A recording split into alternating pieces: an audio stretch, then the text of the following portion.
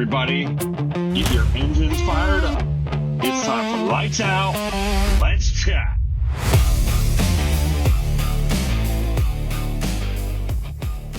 Hey everyone, welcome back to Lights Out, Let's Chat. Happy race weekend recap. The first race of a brand new Formula One season always feels a little chaotic. Teams spend months preparing, simulating, testing, developing, and convincing themselves their car is going to be amazing. And then the moment the cars finally hit the track, reality shows up.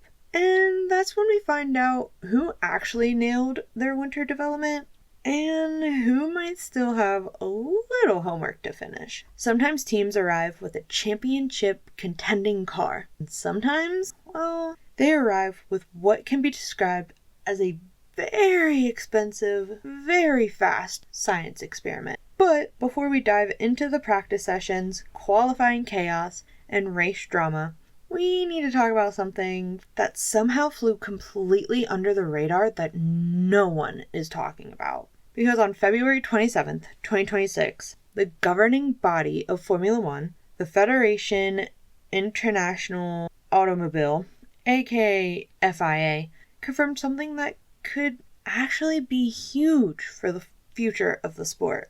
They're planning to remove or significantly change the Parc Fermé rules of the 2026 season. And somehow, no one's talking about this. Now, most of you are newer to Formula One, but Parc Fermé rules is basically the rule that once qualifying begins, teams cannot make major setup changes to the car before the race. So, the setup you qualify with is the setup you race with. It's meant to keep things fair and prevent teams from building a qualifying rocket on Saturday and then somehow magically transforming it overnight into a completely different race car on Sunday.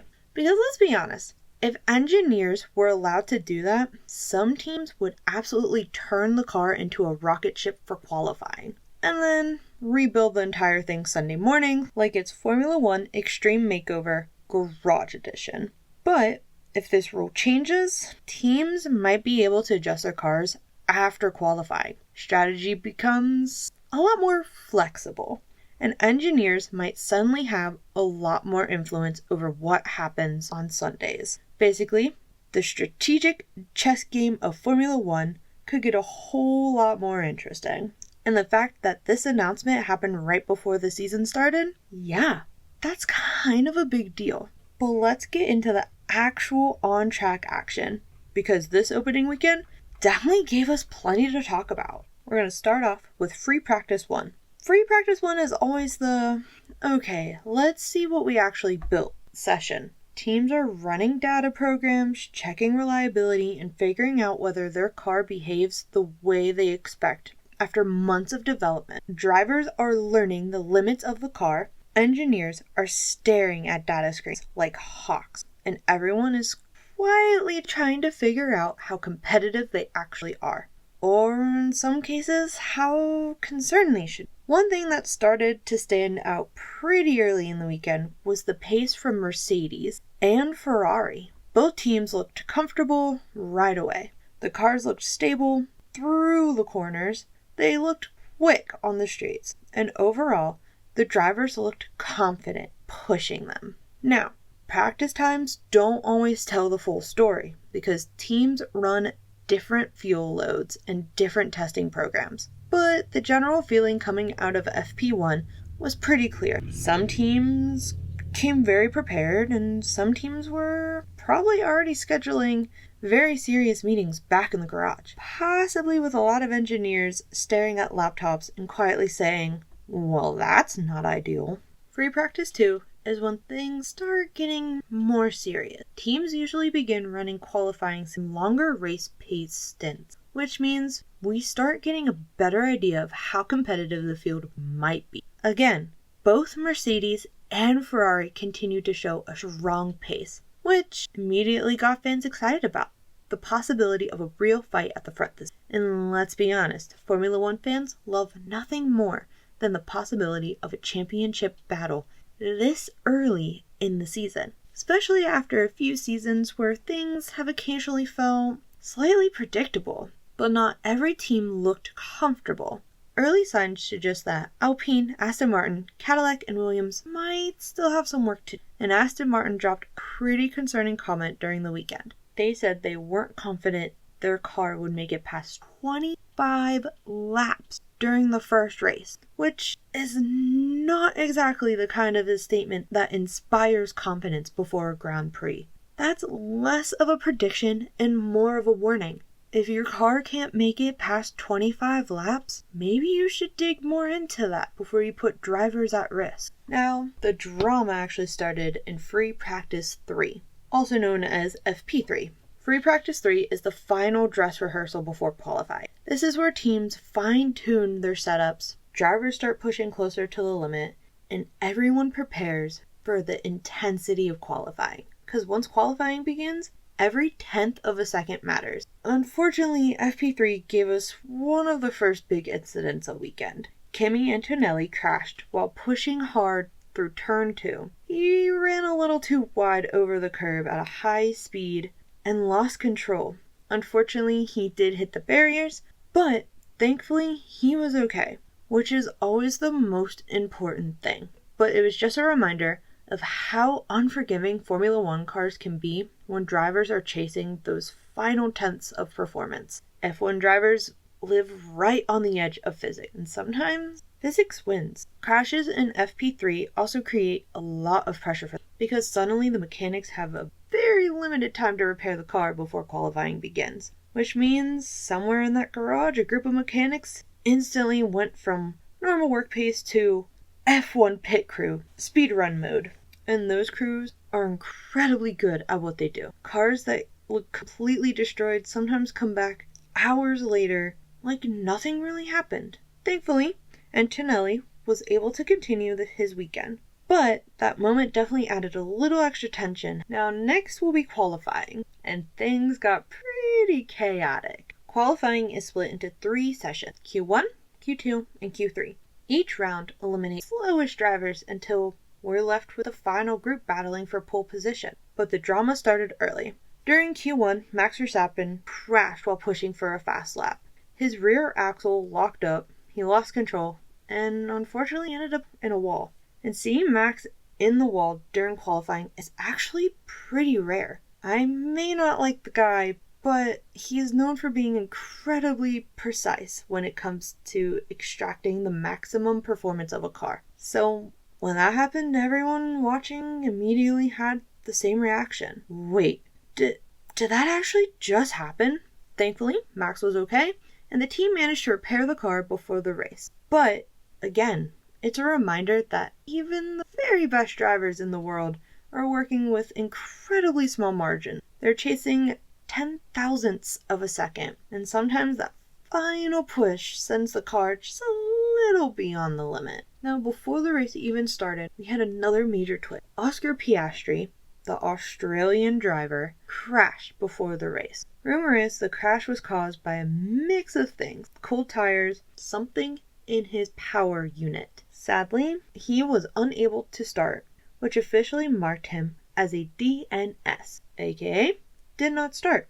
And that's a brutal way to begin a season. Drivers train all winter, survive practice sessions, survive qualifying, and then something happens before the race even begins. It's the motorsport equivalent of studying all night for a test and then missing the school bus. Once the race begun, the drama kept coming. We had another DNS before the lights even went out. Nico Hulkenberg was unable to start the race after his car developed a technical issue before the start, unfortunately forcing the team to withdraw the car. So, before we even got fully underway, the grid was already shrinking. Then, during the race itself, we saw several retirements. The first DNF, also known as did not finish, came from Isaac Hadjar.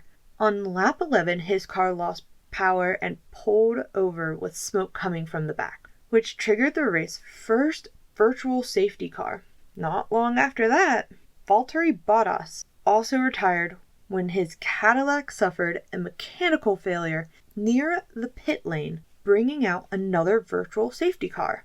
Of course, we had double trouble for Aston Martin. Fernando Alonso initially had a fantastic start to the race, even climbing into the top 10 early on. But the team began noticing issues with the car and brought him into the garage for inspection. They sent him back out briefly to gather more data, but eventually the team decided to retire the car due to its ongoing technical problems. Now, his teammate Lance Stroll also struggled a lot. The team brought his car into the garage during the race to check similar issues, and although he returned to the track, he finished so many laps behind, he wasn't officially classified in the final results. That's a lot of attrition for the very first race of the season, and it immediately raises questions about reliability for some teams. Another major talking point during the race was Ferrari's strategy. There were 2 virtual safety cars, which usually creates a perfect opportunity for the teams to pit and gain time, which most of the teams did. But Ferrari chose not to pit during those windows. And of course, fans immediately started debating the strategy online. Because if there's one thing Formula fans love almost as much as racing, is second-guessing Ferrari's strategy. Somewhere on the internet right now, there are probably about 1 million armchair strategists explaining what Ferrari should have done. So, who actually looked good this week? Well, both Mercedes and Ferrari showed strong early pace. The cars looked balanced, competitive, and comfortable across multiple sessions. If that pace continues, we might actually have a really interesting fight at the front, which would make fans very happy, and probably make a few team principals slightly more stressed. Now, McLaren also looked pretty solid this weekend, and no, I'm not saying that because I'm a McLaren fan. Okay, maybe a little bit. They weren't quite at the very front, but the pace was definitely there. It felt like they're hovering just behind the leaders, close enough to keep things interesting, but not quite ready to throw the knockout punch yet, which honestly might be the perfect place to be early in the fast enough to stay in the fight, but still giving the engineers a nice long list of things to improve before the next race. Of course, I also have to talk about Red Bull Racing, because whether you're a fan or not, they're always part of the conversation. And let's be honest, when Red Bull shows up fast, half the paddock immediately starts checking the rulebook just to make sure everything is creative but legal.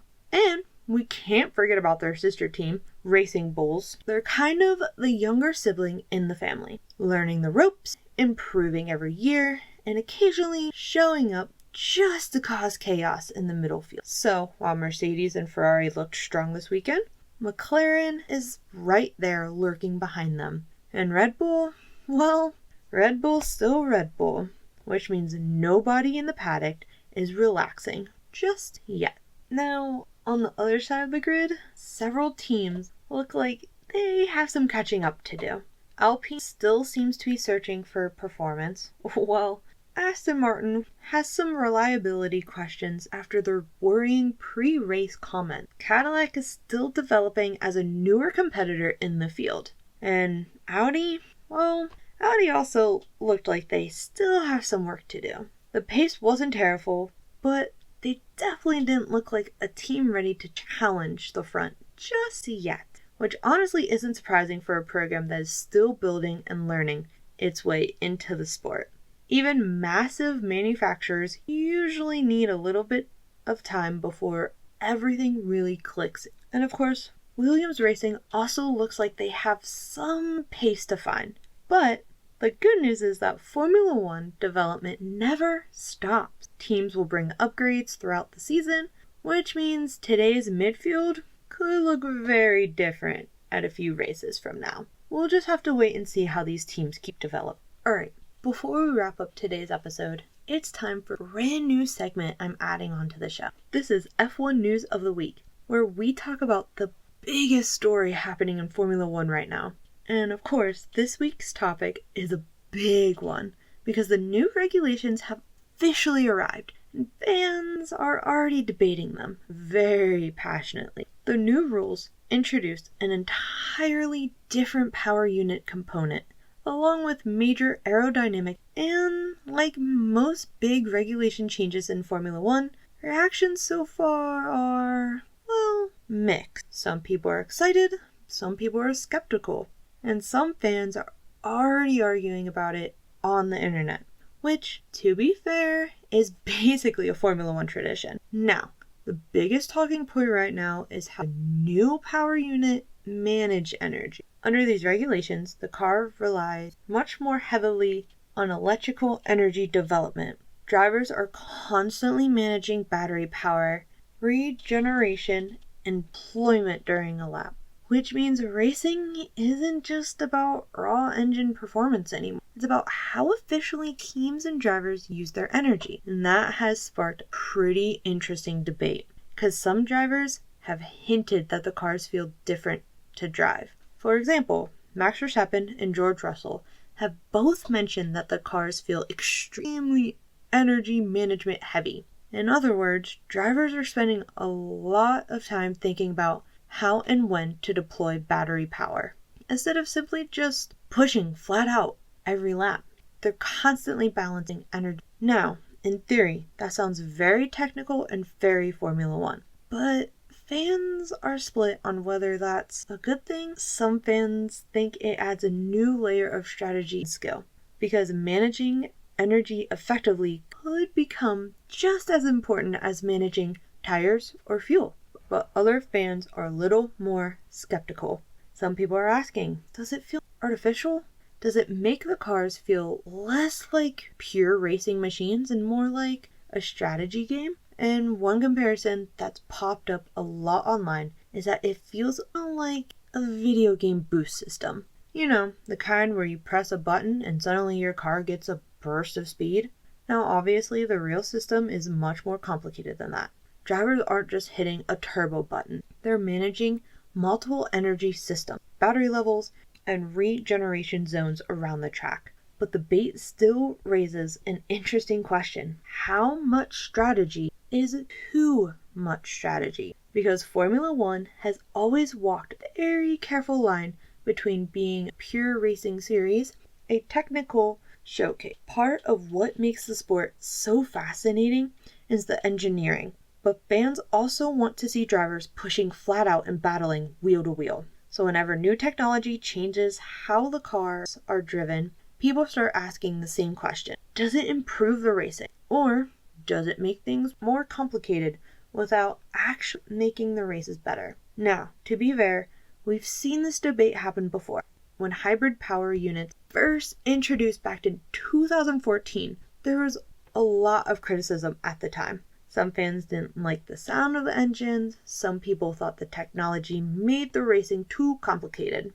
And yet, over time, those hybrid systems become some of the most efficient and advanced racing engines ever built. So, there's always a bit of adjustment period when a big regulation changes arrive. Teams have to learn how to optimize the technology, drivers have to learn how to manage it properly, and fans have to get used to a slightly different style of racing. Another factor here is that teams are still very early in the development cycle. Right now, everyone is still figuring out how to maximize the new system, which means the racing we're seeing today might look very different a few races from now.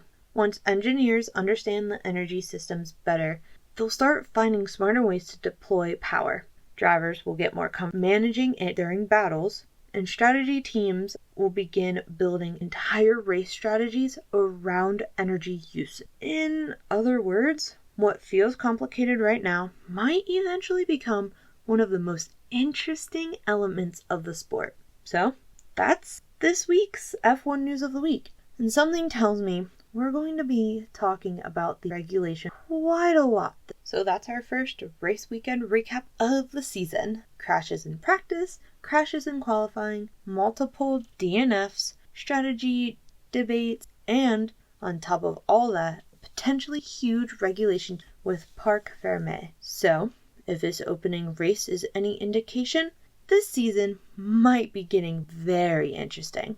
But thank you so much for listening to Lights Out, Let's Chat. See you next time. From Lights Out to the Checkered Flag, this has been Lights Out, Let's Chat podcast. We'll see you next time.